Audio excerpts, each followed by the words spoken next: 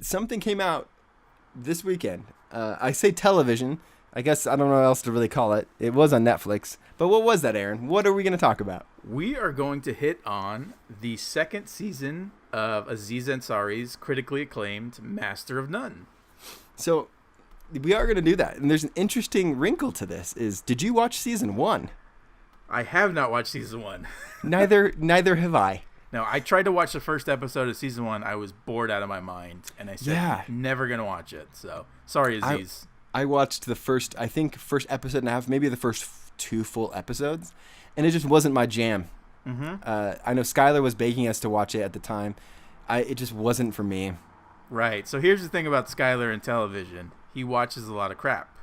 I think we can be honest in saying that. He likes a lot of bad TV. Yeah. But yes, he does. But we don't have to go into full detail just yet. He was right about Master of None. Yeah. Okay. So he absolutely was. It's amazing. So I've watched all but 2 episodes. So it's 10 episodes. I've watched the first 8. You've watched all 10. I binged all 10 today. Oh yeah, just today, and it came out just Friday, right? Yeah, I watched every episode today. Most episodes are like a little under 30 minutes. There's I think 1 or 2 that are over. There's one that's a full hour, and then at least one that's a little bit longer, I think. Which is really fascinating, and I like that the Netflix model allows them to to have wiggle room there, because sometimes it takes 33 minutes to tell the story. Sure. And like one of the episodes was 21 minutes, which I love. Yeah, exactly. And I like that they have that room, like you said, and he's free to explore whatever he wants to do. And I think that he's proven himself, especially with this season. I need to really go back and watch season 1 now because season 1 was so good, or season 2 was so good. But I think that he's proven that he can do whatever he wants, creative wise. So yeah. Bravo to Aziz. And I think we're both fans of Parks and Rec, right? His Tom Haverford character. And so that's kind of what I went into season 1 thinking, like, do I really want to see a full season of Tom from Parks and Rec? And then I don't find Aziz particularly funny in his stand-up. So those two factors really did it in for me in that season 1. So isn't that what's fascinating here is because I'm not a big fan of Aziz's stand-up either.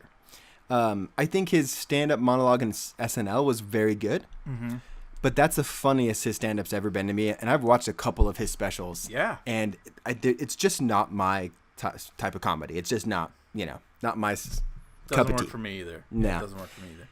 But he does something in this show that is, it's like I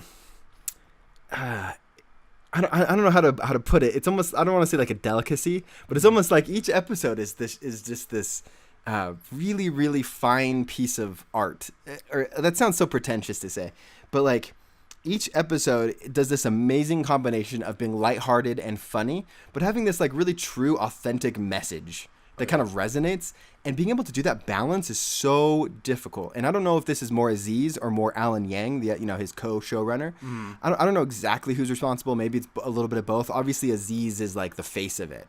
But like it could be something Alan Yang is doing. But these things are just so expertly written that each episode is something that is not only really good, but I could see myself rewatching in the future. Oh, yeah, no doubt about it. Like this show is it's a comedy show.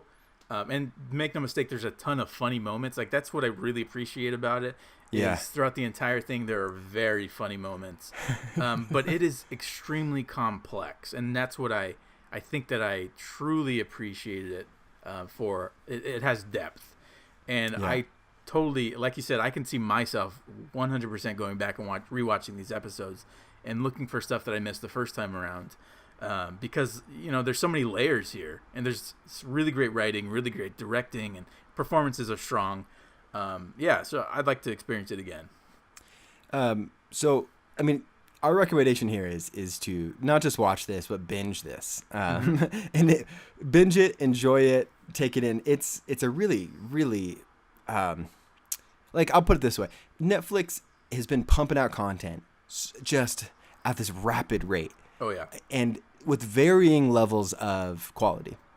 And it's still pretty amazing, their model and everything they're doing. But occasionally you come across something that you're like, oh, wow, everything about this was executed at a certain level that you're not used to.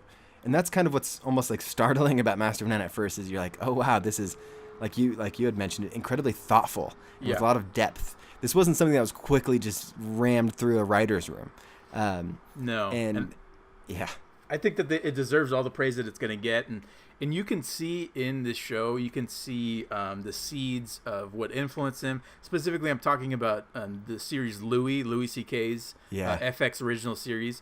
You can see that was like kind of the grandfather for a lot of these modern single camera comedy drama, like these comedy series that kind of like exist on the line between comedy and drama. And I would say Louis is actually more drama than it is comedy, whereas Aziz is pretty much it's a comedy first, and then there's dramatic elements from his life, romantic elements as well. But for me, Louis, that series is like, that's one of my favorite series that I've ever seen. And so I can see the influence that it had on a series like Master of None, and I appreciate what they've done, how they've consumed that and molded their message in a similar fashion, but they made it their own as well. So I appreciate that. So I want to not do a full deep dive, but I want to talk about some of the highlights. And we're going to be going into some spoiler territory.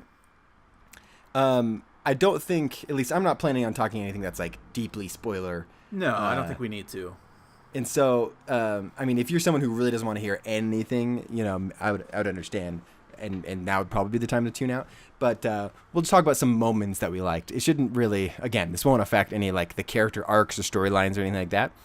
But I'm going to kick this off with the very first episode, which is this black and white ode to Italian cinema. Yeah. This was the moment I realized, this show might be special. Oh, 100% agree. Yeah. It takes place, like I said, I didn't watch the first season, so I don't know how it played out. But you do get the refresher course to start off the series, and you find out that he had this relationship and he broke up with this girl, and he decides to go to move to Italy and follow his passion, which apparently is to make pasta. Yeah. And so that's where season 2 starts off. He's in this little town in Italy and making pasta and just living this Italian dream, essentially. And the first episode is completely in black and white, it's really, really well done. I mean, it's masterfully shot, masterfully directed. The performances are really they knock it out of the park. All the characters, all the actors, and the writing is just so sharp. The jokes are funny. Aziz is like, I feel like he's in his element right here. Yeah, and it's just a home run of an episode. It's really great. The way it was shot, which Aziz directed this episode. Oh, did he? Okay. Yeah, I think he directed like 5 of them. Okay. And I really like how he directs some. Eric Wareheim directs some of them, which it's interesting seeing Eric from Tim and Eric's awesome show. Great job. Who is a literal towering figure to Aziz's. This is the thing about Eric Wareheim, and he's not in episode 1. He comes in episode 2 in a big way. Which is kind of like his main episode, I feel like. Yeah. Eric Wareheim is not a great actor. No. Funny though, he's hilarious. But he's hilarious. He's really funny. So he has these moments that are hilarious, and it gets better throughout the season. But in this first one, it really requires him to have these moments. Like there's a moment where we're walking to the supermarket, and he's like trying to have just like a casual conversation, and it feels kind of stilted. Yeah, like it does. He's not a great actor, but he's so funny. It's hilarious. And again, talking about the influences that the show has is his relationship with Eric is very much, I think, directly influenced from like Woody Allen movies, where Woody Allen is just walk and talk, especially where he's walking with and talking with one of his friends, like a best friend, similar to the Eric character. And they're just talking about life in general, and I think that they directly pulled that from Woody Allen movies, and they pull it off. It's great. Oh yeah. Another thing about the first episode is, and I don't know that this is necessarily an overt theme throughout. I think it's maybe one of kind of several mini themes, but it's this relationship between Aziz and technology, and what I mean by that is that he has this encounter with this woman. And like you're kind of rooting for him to have something kind of this this relationship or this spark with her, and he ends up he gets her phone number and tentative plans for this next weekend, and then the phone gets stolen. And the reality is like, you know, in like, I guess in the olden days, either you write down that information or you have it somewhere else, and it's not just contained within a phone. Right. Now, granted, the reality is he should have been able to get a new iPhone, and an iCloud backup would have had her phone number just in there. It would have been fine. But we won't get into technical details. But like there's a lot about technology in this, between that, just technology getting in the way in that way, and also in his dating apps later on. Oh yeah. And like and the way that people communicate and rely on that technology, which is really interesting. It is. I didn't even consider that, but you're absolutely right. And throughout it's a through line throughout the entire series is basically the relationships that he has over text message. Yeah. And we've seen that before in a million other movies and TV shows. And most of the time it sucks, to be quite honest. It's really boring, and it's I wish that they wouldn't include it. But for this, I think it's vital. And it kind of, and it really does speak to the modern relationships between women and men, and you know, whatever. This is how we communicate today, and whether it's unfortunate or not, that's the reality of things. And we see that Aziz struggles with this because he's consumed by it, and the way that things play out it's pretty interesting. Well, and they talk a lot about it too. There's this episode later with this woman named Francesca, where he's explaining to her that he sent this follow-up text to this girl with this line about being jealous of the pillow that you get to hug that night or whatever. And she makes fun of him because that's such a cheesy line. But then he's like, oh, that line got me a second date, so who's wrong? Right. But he's like literally asking for validation of if that line worked or not in text form to that person. And then that line comes back later. And one of my favorite moments of the whole series, of the 8 episodes I've seen, is that, you know, that woman Francesca sends that line to him later on in the scene where they're taking an Uber, just, you know, and this is someone he doesn't have a relationship with, but you can tell that there's this, you know, there's a chemistry there and a tension, that, you know, she gets dropped off. She texts him that same line, and the scene, it's got to be 4 to 5 minutes.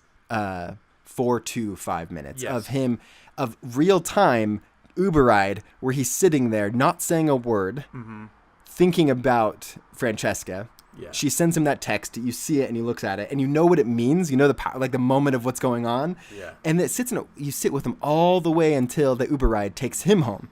Right. And you know what? There's not a wasted second in that entire scene. No, there's not. And, you know, I think that we can all say that we've been there before, right? Like, this feels like a page out of every person's life nowadays. And that, again, I mean, I keep talking about this, but I think that's directly influenced by the end of The Graduate. Oh, yeah. You remember the end of The Graduate? Totally. When they speed off on the bus, and then they're like, yes, we got away, and like, uh-oh, what do we do now? Yeah. And then the camera just focuses on them, and I think that's where they borrowed that scene from. But it's great. I think that it's a perfect way to end that episode, especially their interactions together. So there's so many little moments like that they're just they're just magical, for lack of a better word. The way they work out. So. Yeah, it's really bold, and you don't see this type of, you know, I know those types of bold moves in just like regular cable drama television. You're just not seeing it. And I think that's a good point why you bring up whether we can call it a TV show or a Netflix show or a movie, because this feels like a very long independent film. Yes, it does. That's what it feels like. Oh, it sure does. Yeah. And I think that's what they're going for in the feel of it. And I think it's just so well made, man. I love it. I just love it. And I think about how many other movies or how many other shows that are out there that I've missed because I prejudged. I went into it prejudging Aziz, and you know, I'm kicking myself right now for not watching that season 1. Yeah, well, it's there. That's the thing. That's the beautiful thing about it. Yeah, I'm gonna have to go back and watch it now. You know, there's a couple other episodes I want to touch on that I thought were especially great, and one of them is an episode called "I Love New York," and this is an episode that barely has Aziz in it at all, or any of the main characters. Right. It has him at the very beginning, and he's walking by this building. And essentially, the camera literally moves from Aziz over to a doorman at this building, and the episode then travels, you know, kind of with that doorman for about 5 to 10 minutes, and then it goes to several other people that work in kind of service industry, and in each of these cases are minority, ethnic minority characters. But it kind of gives almost like a day in the life a little bit, or a moment in a day for a few different individuals, and it is compelling television or film or whatever we're gonna call it. This episode was incredible. It's it's probably my second favorite episode of the entire the entire season. Yeah, like you said, we change perspectives throughout the entire thing. There's a flow to it, and it's really interesting the way it plays out. And I got to applaud them for taking the chance to spend an entire episode like this. Now, this reminded me of the first season of the series Atlanta, where we there was an episode specifically, I think it was 4 or 5, where they changed the perspective to the female character. I can't think of her name right now, but the girlfriend, Donald Glover's girlfriend. I can't think of her, or the mother of his child, where she's like the main character of that whole episode, and we don't even see Donald Glover. I don't think, maybe once. But yeah, it reminded me of that, and it's like a similar thing where the narrative is actually turned on its head for a minute, and we get to take a break from the main storyline, which I thought is really interesting, a bold choice, and it really worked. So I applaud them again. And it's a great where the episode hits. It's right in the middle of the season, and I think it's just right at the perfect moment. Another episode I really liked was one about religion. I think it's the 3rd or 4th episode. Yeah. That was another like really authentic and heartwarming episode, especially about Aziz's parents, who are devout Muslims, and he is not religious, at least in that way. And it's interesting the way he talks about like having to fake be religious when extended family is there, pretending that he fasts for Ramadan, pretending that he does his prayers, and then when he decides to just not pretend anymore, and the repercussions of that. It's really again really well thought out, a lot of depth to it, but powerful episode. Feels authentic, and I love the way that it manifests itself in that episode. It's like literally over a piece of bacon. Or like a crispy pork sandwich. Crispy pork sandwich. Like that's the catalyst for all this stuff, which is great. Like, and that's basically how life works, right? There's not usually these huge, gigantic moments. It's like these little things about life that that ring true, and that's what I love about the series, the way that they capture them. Yeah. So it's really great. Well, that's mostly what I had to say. Were there other points of Mastronardi you want to touch on? Some of the other things that you talked on, or you spoke on in passing, was like the fact that this is a series that's basically centered around a minority or minority characters. Oh, yeah. I think that we need to recognize that, and not that there's anything wrong with having another white protagonist, but this is reality. Aziz he's Indian, right? Indian American. I think he was born in the South. South Carolina, South Carolina, right? And this is I think this series is true to his. I would hope that it's true to his experience, his daily experience, where he just lives a normal life. It's not. He doesn't go out of his way to say that he's proud of being Indian. He just is, and and the way that he lives his life is just like a normal person, and that's how a lot of people that are minorities live their life. It's not. Yeah.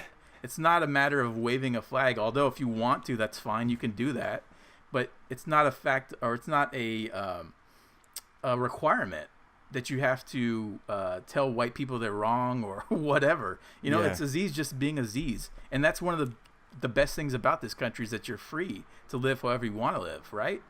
And I think that that we get a peek into his specific experience as being an Indian American. And so I think some of the other themes that they touch upon is he has a lesbian best friend. Yeah. That's a very powerful episode where the episode revolves around this Thanksgiving dinner that Aziz goes to, that this girl's mother and aunt and grandmother host every year, and they go back I think 15 years, and then over time it's just like the next chapter is the next year. So it's like. It starts in like the late 90s, and then the final part of the episode is modern day Thanksgiving. And throughout the years, you see how these two characters change, how this girl, how she comes out to her mother and her aunt, how she interacts with them, and her experience as being a lesbian black woman. So I thought that was a really interesting episode. It feels like it authentic and honest to me. Obviously I don't have experience with that, but it didn't feel like they were clubbing anyone over the head. They were just being honest about it, and I appreciate that. Yeah, I think it's important that that's how the message is delivered. It's a great episode. Yeah.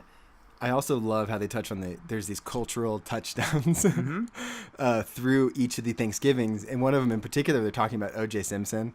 And there's this great line about how anytime, a black man, gets ahead enough in life that he marries like a white woman, that, the white culture tries to, push him down. And this is the conversations that the girl, the main character in this episode, this girl, but her mother and aunt and grandmother are talking about. And the girl's like, what about Clarence Thomas? And the mother and the grandma was like, F that guy. And this is okay. That's another good point. Like, the show maintains its humor throughout the entire run. It does. It's so important, because if you don't maintain that humor, you absolutely run the risk of being preachy. Yeah. And no one wants to be preached to while you're watching a series like this. Yes, they're tackling an important subject. Yeah. With important subject matter that's poignant to today and to, forever, basically. But we don't need another preacher. We want something to relate to, because that's how your message gets absorbed. I think, at least. Yeah. No, that's totally. my feelings. So a lot of this feels autobiographical to Aziz. I think that it is. It has to be. It has to be, right? I mean, and I think there's some humor. He names his character Dev. Mm-hmm. And Aziz, he's got a kind of an ongoing bit, and he actually mentions this in a podcast he did with Bill Simmons this past week about how like Dev Patel gets all of the dramatic Indian roles, and he's just like, I don't even get to audition for them because they just go straight to Dev Patel. Mm-hmm. And so I don't know if that has anything to do with why he named his character Dev in the show, but it'd be hilarious if it was. I mean, funny. It's a common Indian name, but right. Is there anything about the series that you didn't particularly care for? Because I was trying, like, when I got to the final episode, I was trying to think back of, like, was there any misfires? Were there any, like, sour notes in this thing? Because, no one wants to hear just effusive praise about something. Yeah. And I was really stretching to figure out, like, what didn't work. I mean, not every joke lands, which is normal. But I think for the most part, we're talking like a 95% success rate on jokes. And some to the point where I'm laughing out loud. That's rare for me. Yeah. Dude, there was funny stuff. I mean, I was laughing at like this random side. In one of the episodes, there's this side story with this, I don't know if he's Korean or Chinese, but the father of one of Aziz's friends, he's got two women. Oh yeah, that was great. I was laughing so hard, and at the very end, where he talks about how he came to an arrangement where they're both going to be okay with, because ultimately, old people at his age just want companionship, Right. And Eric Wareheim is there, and he's just like, my man, And what's funny about that is, in the end, they weren't okay with it. Right, exactly. Like, that was funny to me. That whole thing, like, the good cooking and the dog were the things that And, that's a good point, because a lot of this, throughout the entire series, or throughout the entire season, you're seeing jokes that are set up, you're seeing storylines that are set up, and you're thinking, okay, in real life, it doesn't play out this way. Yeah, exactly. And then by the end, you're like, oh, it didn't play out that way. Yeah. They were honest about it. So, and you really appreciate it, and it's a surprise that it doesn't play out, with a happy ending necessarily every time. So, yeah. Yeah, I would say in terms of the knocks, I don't even think I'd consider these knocks necessarily. But maybe, I missed, after the first two episodes, I did miss being in Italy. Yeah, me too. That's a great point. Yeah. So I eventually got over that, and it was okay being in New York, because New York has plenty, of character and culture. Yeah. But the Italian stuff was just done so well. Mm-hmm. And the episode, I guess the second episode in Italy, which revolves around a wedding, which felt very Woody Allen-esque. But like that whole episode, and Eric Wareheim is as absurd and as crazy as you'd expect him to be. It still worked really well, like emotionally. And the fact that he's going to an ex-girlfriend's wedding and she's marrying a guy that looks just like him, or as he calls him, maybe even a fake Arnold. Yeah. I think that episode has the most jokes, and I think looking back, it's definitely the funniest episode for me. So. Yeah, it probably was, especially when they get the car stuck. Yeah. Oh gosh. Because you've been to Italy, I've been to Italy, Yeah. and I've driven around in Europe, and there are these tight spaces, and they're looking at this turn to go around. They're like, yeah, there's no way the car's gonna make it, and this truck goes by and just easily turns. You know? Yeah, I love the absurd moments that they have, and yeah, that's one of the things. Like having visited Italy for about a week, seeing those first couple episodes, like it took me right back. Oh, and yeah. It made me want to visit again. So, yeah, it totally did. So I missed being in Italy, because there was something about the way they even shot it and culture. I mean, it just really captured it. Yep. The second thing is like, don't watch this show on an empty stomach. Because like in real life, Aziz and Eric Wareheim are like foodies. You know, it's funny because, you know, it'd be great to have Skylar on the episode. Skylar is literally has Tim Heidecker and Eric Wareheim's phone number. And there's a lot. He was on one of Tim Heidecker's shows called On Cinema at the Cinema, that Skylar flew down to L.A. to shoot. And last time Tim and Eric were in town, he hung out with them and went to like a restaurant with them. And he's got a photo with him sitting between Eric Wareheim and Tim. And he says that Eric is just like a foodie. And then he told me at the time that he hangs with Aziz Ansari, and that all they do is just go out to eat at like these fine dining, you know, restaurants. And that is absolutely captured in the show. That's all they're going and eating food and taking photos of them, and like constantly, yeah. But like between the pasta making, which Alan Yang, I read in an interview, said that like Aziz is like actually legitimately a great pasta maker. Between the pasta making, there's so much food in this show that like it's a hallmark of the show that like, man, I was after it was the religion episode, I was ready to eat barbecue. I was ready to get pasta after some of these Italian episodes. I mean, it's food, and now he works this Food Network, right. Which reminds me, I knew for sure you were gonna love this show when I hit the episode that had Bobby Cannavale. Oh yes. I was like, Aaron's gonna love this. Yeah, one of my absolute favorites. I love his turn in this, and while I didn't, I'm not going to spoil the last episode, but I'll just say that Bobby did a great job. Okay. Bobby did a very, very good job. Because he's kind of a bombastic, kind of like this, you know, this producer, this kind of television personality that's very like, whoa, bam, you know, in your face. Yeah, he's kind of like a Bobby Flay, Guy Fieri composite, but then also like a Anthony Bourdain type, like a mixture of all those guys. Yes. But yes, very over the top, very loud, and very big, like a very big presence. Very big presence. And John Legend is in one of these episodes, and Bobby Cannavale tells him to go play the piano in a way that you know John Legend hates it. Of course.